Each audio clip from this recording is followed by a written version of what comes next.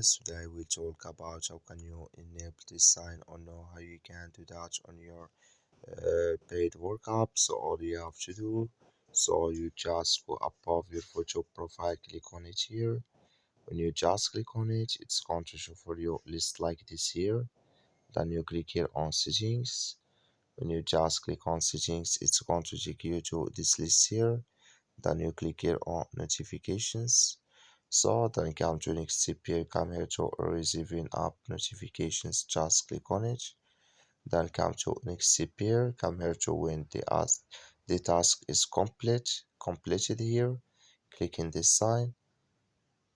So sorry, when you click on it in this sign here, it's going to show for you uh, this color here. So when you click on it, it's going to show for you this color like we say. That's mean it's enabled with us now. That's all you have to do. Thank you for watching. Don't forget to support us by like and subscribe.